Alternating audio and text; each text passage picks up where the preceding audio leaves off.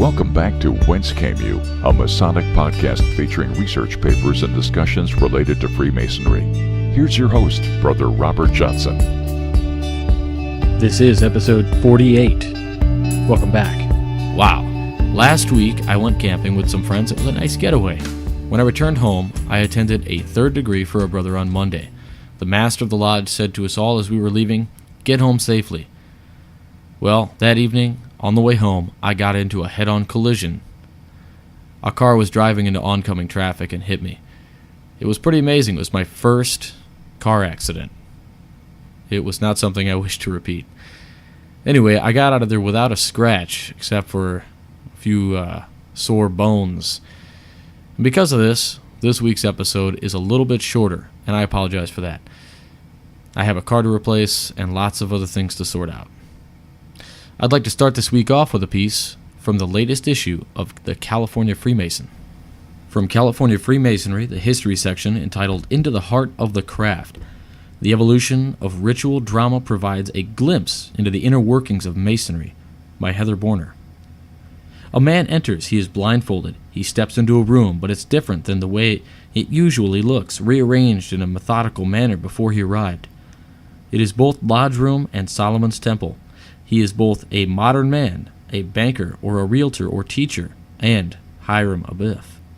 His trusted brothers are no longer his brothers. They are Solomon, Hiram, king of Tyre, and most frighteningly, the ruffians. The mood is somber. Apprehension coils in his back. Despite knowing his fate, he steps toward it, determined to move from the profane and into the heart of the craft. The purpose of ritual drama is to cause a change in a person, says Adam Kendall, collections manager at the Henry W. Coyle Library and Museum of Freemasonry. When the candidate is in the right state of mind, you can feel the tenseness. He's not super coiled, but he is apprehensive. There is a laying on of hands. There is a transfer of energy. In the third degree, there is the use of touch and breath. This is part of the inner workings of ritual. That is how the mind becomes receptive, through fear and anticipation and energy. It's feeling all around, voices out of nowhere. This is how we learn. This is the heart of Masonry, ritual drama. Through the ritual, brothers are transported from present to past, from temporal to ineffable.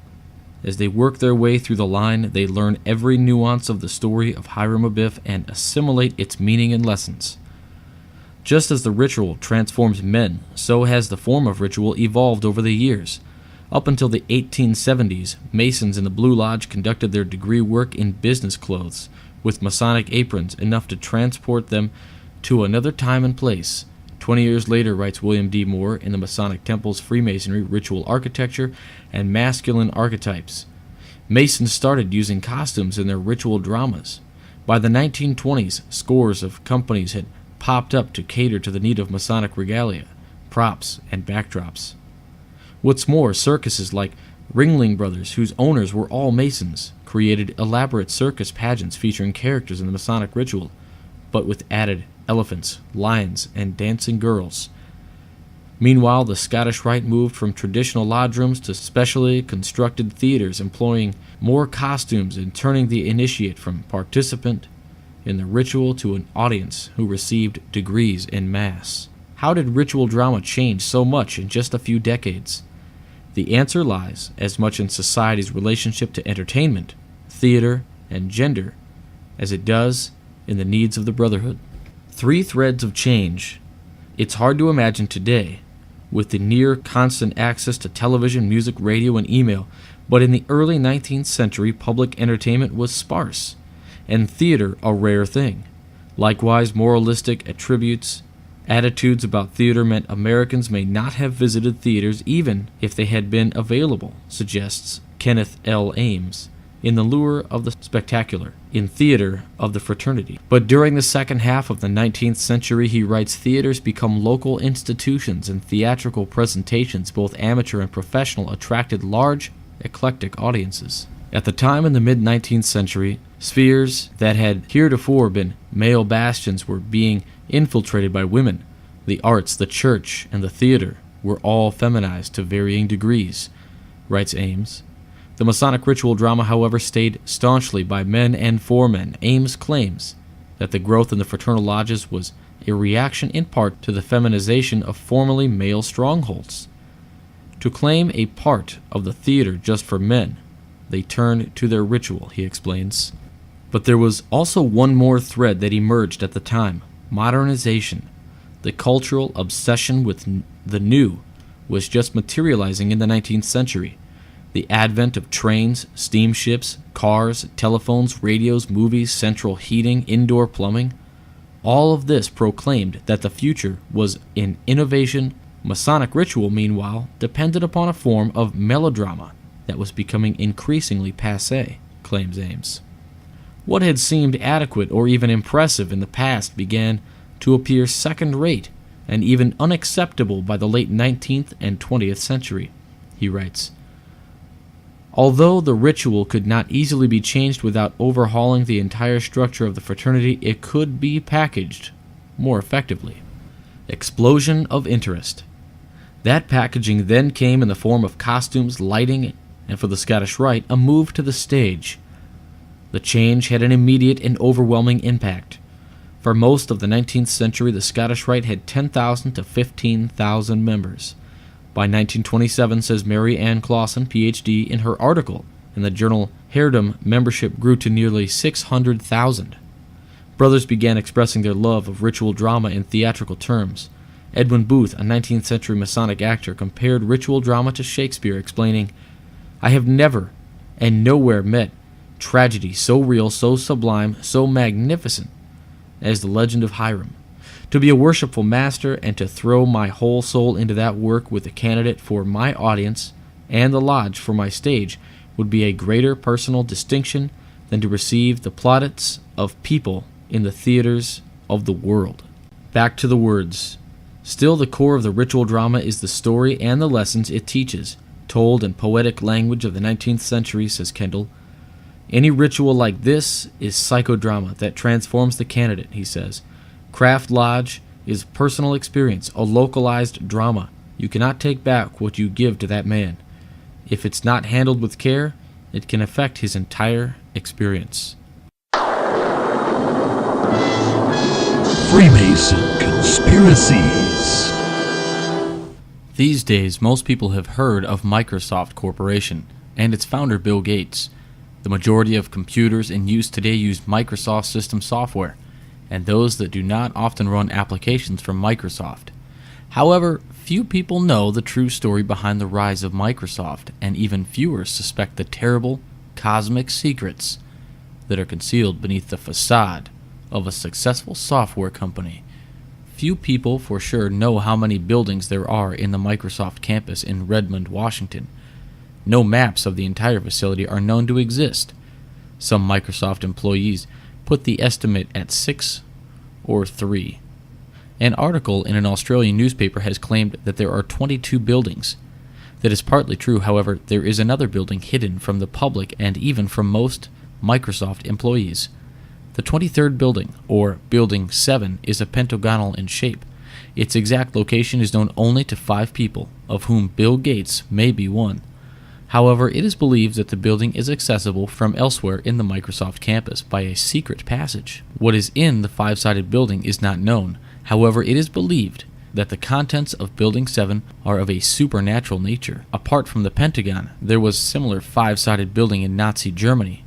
This has been carefully kept hidden from the public. One hypothesis is that Building 7 is inhabited by or used to communicate with the inner head, or controlling unknown. The identity of the outer head is unknown. Bill Gates may be the outer head, a high initiate of the conspiracy, or just a figurehead whose purpose it is to divert attention. It has been already speculated that the name of the founder Bill Gates is a code, much as Adam Weishaupt was a code, apart from being the name of a magician in Aleister Crowley's novel Moonchild. Gates is reference to unknown superior and the gateway between ordinary reality and the invisible world. Lovecraft himself referred to Yog-Sothoth as the Gateless Gate. By the same token, IBM can be said to stand not for international business machines, but rather for Jacobus Burguntus Molensis, or Jacques de Molay, the last overt Grand Master of the Knights Templar, whose name was borrowed by the Bavarian Illuminati. and the Freemasons for one of their ciphers. One must also not forget that Microsoft Network Administration tool currently under development is named Hermes, after the god of alchemy, and that a line in Umberto Eco's novel, Foucault's Pendulum, reads quite clearly Microsoft Hermes. It is nothing more than a reminder of Cthulhu motto Novus Ordo Seclorum on the United States dollar bill. Does it refer to the secret numerical value of bill in Hebrew and Greek is 72, which is the number of division in Illuminati pyramid?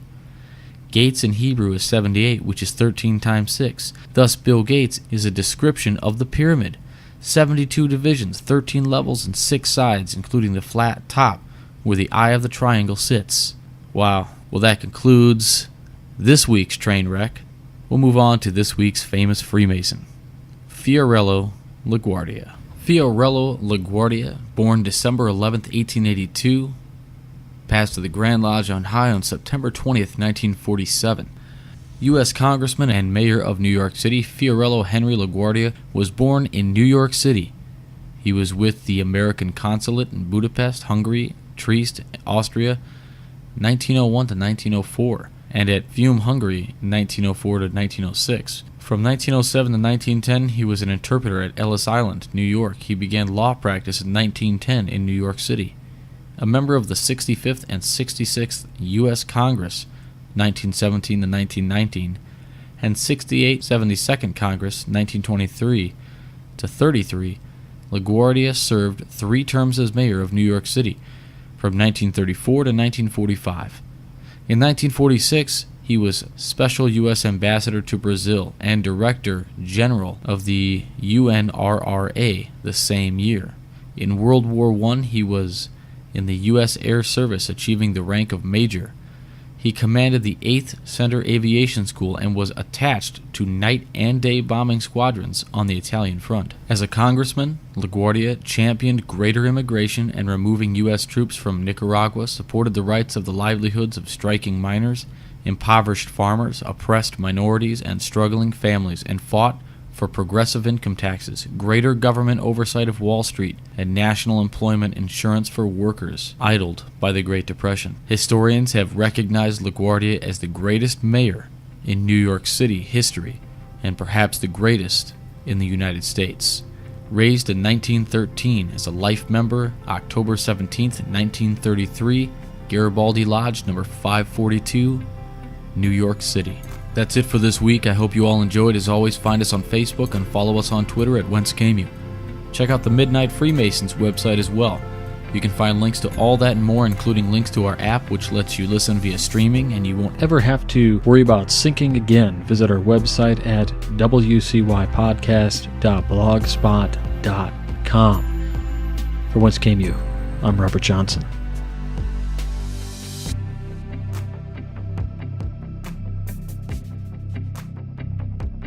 You've been listening to Whence Came You, a Masonic podcast featuring research papers and discussions related to Freemasonry with your host, Brother Robert Johnson.